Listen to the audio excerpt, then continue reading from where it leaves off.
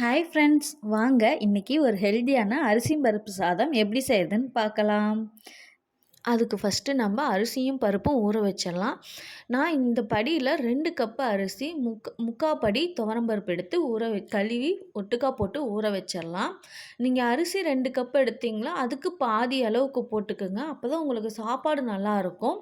அடுத்து ஒரு மிக்ஸி ஜாரில் ஒரு கட்டி பூண்டு, ஒரு பச்சை மிளகா, ஒரு கொத்து கருவேப்பிலை, 1/4 ஸ்பூன் மிளகு, 1 ஸ்பூன் சீரகம், ஒரு 1/2 ஸ்பூன் பெருங்காயத்தூள். ஃபஸ்ட்டு இதை அரைச்சி வச்சிடலாம்.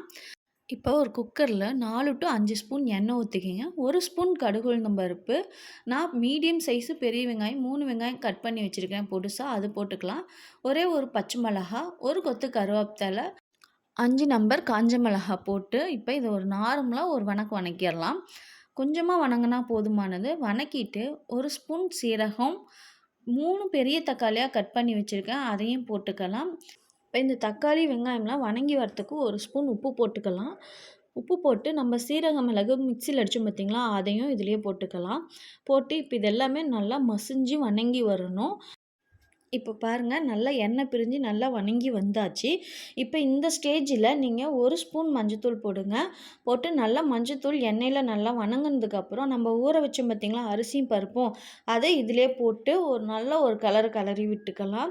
நல்லா அந்த மசாலா மஞ்சத்தூள் அரிசி பருப்பு எல்லாமே மிக்ஸ் ஆகணும், அந்தளவுக்கு நல்லா கிளறி விடுங்க.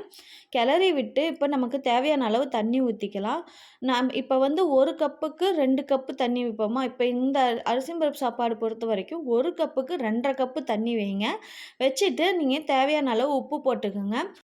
போட்டு நல்லா கலந்து விடுங்க. கலந்து விட்டதுக்கப்புறம் திரும்ப பாருங்கள் உப்பு காரம்லாம் கரெக்டாக இருக்குதான்னு. அப்படி சப்போஸ் உங்களுக்கு பத்தலைன்னா போட்டுக்கோங்க.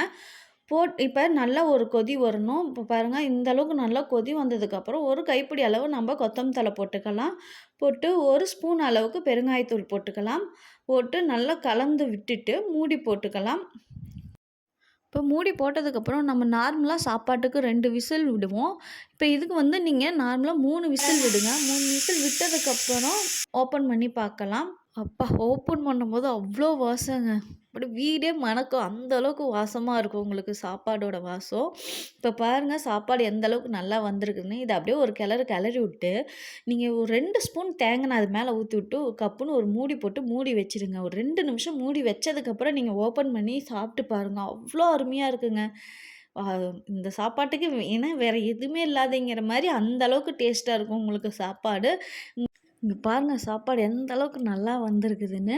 உங்களுக்கு இந்த ரெசிபி பிடிச்சிருந்தா லைக் பண்ணுங்கள், ஷேர் பண்ணுங்கள், சப்ஸ்கிரைப் பண்ணுங்கள். தேங்க்யூ ஃபார் வாட்சிங். பாய் ஃப்ரெண்ட்ஸ், நெக்ஸ்ட் வீடியோவில் பார்க்கலாம்.